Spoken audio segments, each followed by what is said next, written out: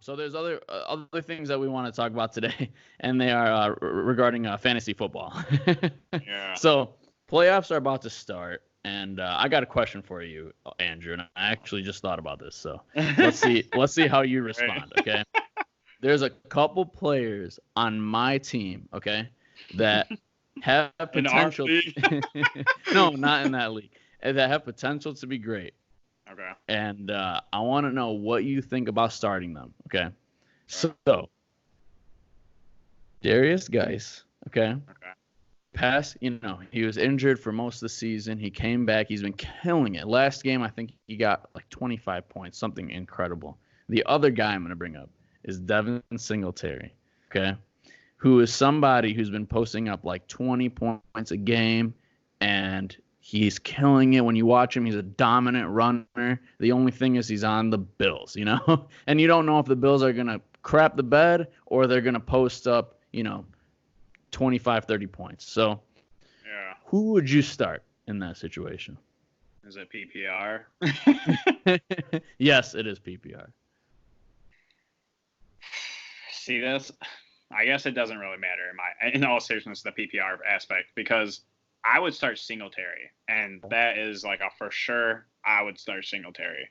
For one, I mean, he's only battling carries with Frank Gore, so it's like, yeah, Frank Gore is one of the all-time leading rushers, but the dude's older, and if you look at the Bills' offense and how they've given carries away, it's gone heavily towards Singletary the last couple weeks, and he's producing on top of that. Another aspect of that, the Bills are in the playoff push. They want to get as far possible, so like they want to score and they want to win. So that adds incentive. And then you look at the fact that the Redskins are already out of playoff contention. They have Adrian Peterson, which is the same scenario as Frank Gore, and they have Thompson, who finally has come back from injury, who is a freaking PPR whore. The dude was like top 3 running back last year, like potentially the last 2 years in PPR, because they throw to him all the time. So you have Dwayne Haskins, who I already said was trash in another video, on a team that's knocked out of playoff contention that has 3 starting running backs. Or you have a team that's pushing for the best record they can possibly get because they are in playoff contention with a run-heavy offensive scheme, and he's only sharing with Frank Gore. You weigh those odds, and they verse AFC teams mainly. You weigh those odds, and I would for sure go Devin Singletary. All right, yeah. What a breakdown. That was killer. That was awesome. All right, that was great. All right, let's do one more. All right, dude. All right. I got one for you. Go ahead. What are we going to do about these wide receivers? Because I am pissed right now. So I'm going to give you a scenario. PPR league. All the top receivers that were killing it like the first 8 weeks are now sucking. Or their quarterback situation is like they're not getting the targets, or their offensive are kind of floundering, whatever it is. Dude, Cooper Kupp, Tyler Lockett, Kenny Golladay, Keenan Allen. Those are some big name wide receivers that were killing it at the beginning of the season, but have dwindled since. Like they were all top 10 wide receivers to begin the season, and now it seems like it's either you're gonna get 30 points or you're gonna legit get 0 points. So yeah. So the question is between Kenny Golladay, Cooper Kupp, and Keenan Allen. Keenan Allen, Tyler Lockett. I mean, just any wide receiver that you can think of that is up and down. Yeah, it is tough. So let's just start with the boys in blue. So let's start with Kenny Golladay. All right. So Kenny Golladay is a guy that's when Matt Stafford was in. When Matt Stafford was in, this guy was a must start, right? Absolute must start. Driscoll started after Matt Stafford got hurt, and he wasn't targeting Golladay at all. He was targeting Marvin Jones, and that's it. Now there's this new quarterback, David Blau, I think is his name, and he was throwing all day to Golladay. He was killing it. It was great, and it is what it is. But that there's that risk that's just embedded in there now. It's a backup quarterback. You don't know if they're going to perform well or not. You don't know if they're going to throw 5 interceptions next week. So to me, Kenny Golladay is if you have nobody else, you start him. If you have other potential starters like a Keenan Allen or like a Tyler Lockett or something like that, I would definitely consider benching Golladay just for the risk aspect because I feel like the floors on those other players are much higher than the floor for somebody with a backup quarterback or even a third string quarterback. Yeah, and it's playoffs, man. I mean, you can't afford to lose. Every point matters. Yeah, absolutely. When it comes to Tyler Lockett, I mean, like, really, there's no reason why he's doing pretty bad recently, but DK Metcalf has come onto the scene, and he had the most red zone targets in the league for the first half of the season, okay? And then on top of that, they go out and get Josh Gordon. And on top of that, they have Chris Carson that they throw to. And on top of that, Russell Wilson runs the ball. I don't even know how to grade Tyler Lockett.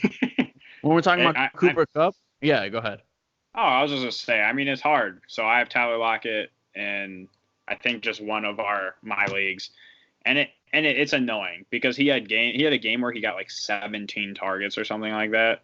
And I mean, he was averaging like 20 points PPR for the first 8 weeks. And then ever since then, he's had like 2 0-point games, or like a 3-point game, and it makes no sense. He was getting double-digit targets the majority of the season and then just randomly dropped off. So, yeah. Anyways. Yeah, no, yeah. I mean, that it is what it is with him. And Cooper Kupp is the same way.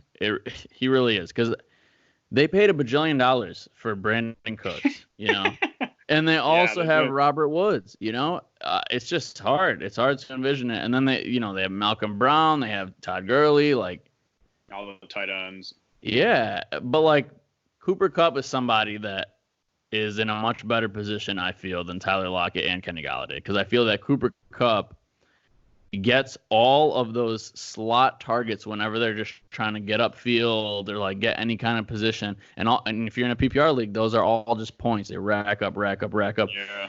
You can go to we've seen it happen. You go to the final drive of a game, even if they're losing and it's garbage points, and they could throw 4 or 5 times to Cooper Kupp, and that makes your whole week for him. So he's somebody that I would start no matter what, unless you have somebody there like that's absolute beast. Yeah, I mean, I totally agree. And I think that he plays well. He plays better when he has Woods or Cooks in the game, preferably both, just because, I mean, they stretch the field and then he can do his thing. He does not play well when he's only receiver, which we saw that when Woods and Cooks were both out. He did not do anything. But as soon as Woods came back, like PPR-wise, Kupp had a decent game. He got double-digit points, whatever. So I'm hoping that, with them coming back and whatever, it just kind of he can do what he was doing towards the beginning of the season. Yeah. I think that leaves Keenan Allen, and to me, Keenan Allen's a must start, no matter what happens, because nothing's wrong with him. He's not hurt or anything like that. The only thing that's a problem is that Rivers started to suck balls. So I was gonna say they mentioned that they potentially are going to sit Rivers. That would be concerning. If that's the case, then obviously that changes my opinion. But if they're gonna keep Rivers, if they're starting Rivers, he's still a must start because they are a team that's constantly in neck and neck with whoever they're facing. I think they've lost games very, very close. Almost every game they lose it in the last minute or something like that. Sounds familiar. Yeah, seriously. So I think that Rivers, even though he's not playing that well, he can still sling it. There's no, I'm not a recency biased guy. Like, it's Rivers, dude. He's fine. Maybe he's playing through an injury or something that we don't know about, or whatever. Dude, it's Rivers. You got to start Keenan.